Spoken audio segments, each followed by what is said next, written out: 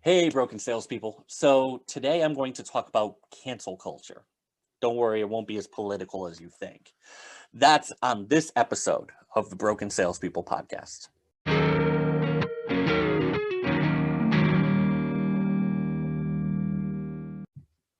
Hey, broken salespeople. Welcome to the workshop. My name is Red Staffstrom, and we're here to fix your broken sales skills. I want to do a slightly different episode today. I don't like really wading into politics very much, but based on the prevalence of these discussions, I feel like I need to offer a perspective. Based on how loud the argument is, I wanted to offer a different direction than most people do. Cancel culture. The idea that somebody who said something offensive could lose their livelihood, can lose the rights to certain things.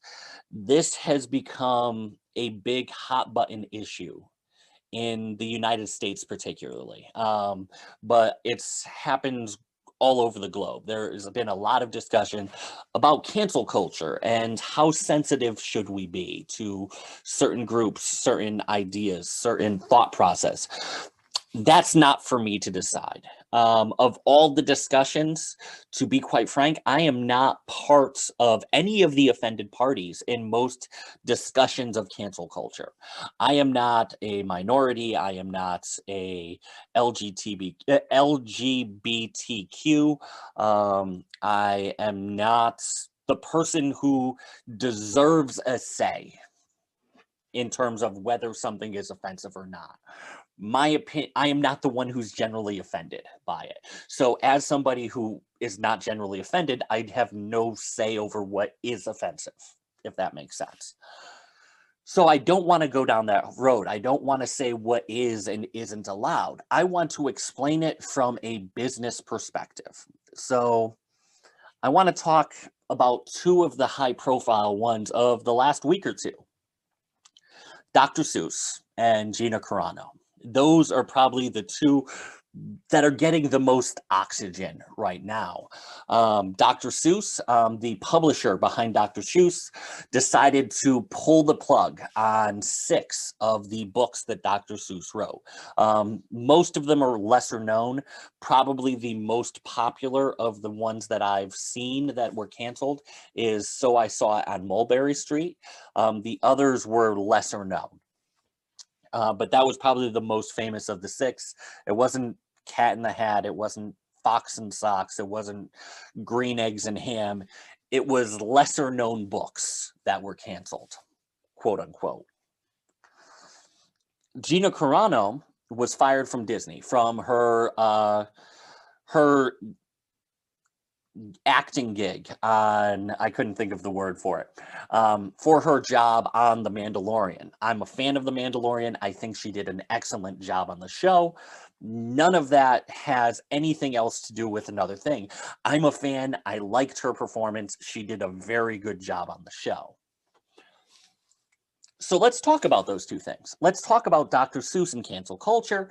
Let's talk about Gina Carano, and let's talk about what it means for businesses and for sales, because that's something for you to understand overall as we talk about these things. I don't want to be the arbiter. I am not here to tell you what's right and what's wrong. I just want to talk about a direction of it that I don't see getting much airtime. So both Dr. Seuss and Disney have a very similar demographic in terms of the ideal customer they want to work with. No, it's not kids. That's a general misconception. Dr. Seuss does not want to sell books to kids. Disney does not want to sell Disney tickets to kids. They want to sell them to young adults. They want to sell them to new parents age 25 to 35. If they were to pick their ideal customer, their ideal market for their book, it is generally young parents, 1 to 2 kids between ages 25 and 35. That is how they're going after. We've talked a lot on this show about having a customer avatar, knowing the exact kind of person you want to talk to. If you're listening to this podcast, you're probably either my Ryan or my Jess. Jess, for me, is a young female entrepreneur starting her business, but is started out knowing what she wants to do, is very technical, is an expert in her field, but doesn't really know the sales side of it yet. Ryan is a fairly new salesperson. He's been in it for a couple of years, thought he was doing well, but he doesn't feel like he's able to jump to that next level. He feels like something about the advice he's been getting is wrong.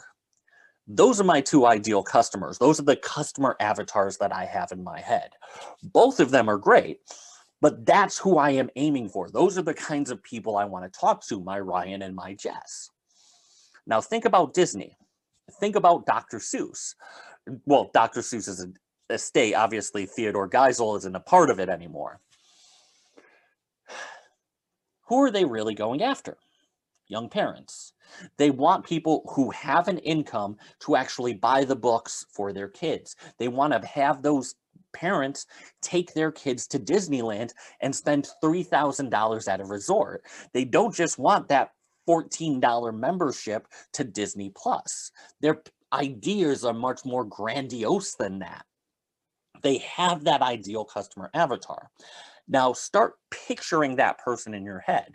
Think about, from the Disney perspective, who do you want? You want middle to upper class young families, probably making $70K plus a year on US dollars. How do you think they vote? They're probably college educated, which tends to skew more liberal. They're also young and grew up with people who may be LGBTQ. They've probably grown up in neighborhoods or gone to school with people of various different backgrounds. How do you think they respond to insensitive images, insensitive comments? Whether it's offensive, again, it's not for me to decide, but it wasn't taken well. I'm willing to go that far. By canceling both the Theodore Geisel estate and Disney have actually cemented their place with their ideal demographic. See, we can argue what's right and what's wrong, but we don't do that for most business decisions. We're willing to mark off, oh, it's just business, when tens of thousands of people get laid off. But when a single person gets fired, it's a tragedy. You realize the problem with that, right? Tens of thousands of people get laid off. Oh, the business was slow. There were cutbacks. Well, it's just business, kid. Oh, but Gina got fired. Oh my God, let's bring out the pitchforks. No, it's not like that. I'm not saying Gina was right. I'm not saying she was wrong. I don't agree with her stances, but she was very competent at her job. She did a very good job on The Mandalorian. I am a fan. But her stances, what she said, was starting to alienate Disney from the people that Disney wanted to reach out to. As a salesperson, you need to know this. Sometimes you do have to take a stand. And when you do it, you need to be strategic about who you're trying to reach, who are you trying to work with, because that will help cement what they believe and what you believe together. They will like you more, not just for what you sell and how you sell it, but for what you believe in. Simon Sinek talks about starting with why, getting people excited about why you do what you do, not just what you do. That's what Disney did. And I cannot fault them for following their why in furtherance of speaking to their ideal customer. I understand that. That was their business decision to make. And to be honest, I kind of agree with it, because if they didn't do that, they would alienate their own demographic. Now, from a society-wide basis, is that the right thing to do? I don't know. But it was the right decision for Disney. And that's the only thing I can do. I can't arbitrate every decision as if it's not in. I can talk about one in a vacuum, and we can go from there. Some of you won't like this episode, and I am perfectly okay with that. I want to explain it from a direction that I haven't seen get much oxygen, because I feel like without saying this, without talking about it from the business perspective and talk about it from an ideal customer avatar perspective, it's getting lost. We need to think about it as if we were Disney, as if we were the Seuss estate, because that's the people who got to make the decision. And if you don't like people getting canceled, then build a business that you get to make those decisions for yourself. That's what I invite all of you to do. It's what I challenge all of you to do. If you don't like the way business is being run, change things. One business, one decision at a time. So I know this episode was a little bit different. Please take the time to like, to subscribe. Not subscribe anymore. They're just starting to get rid of that, but take the times to review. It really helps the channel out. And until next time, please go fix yourself.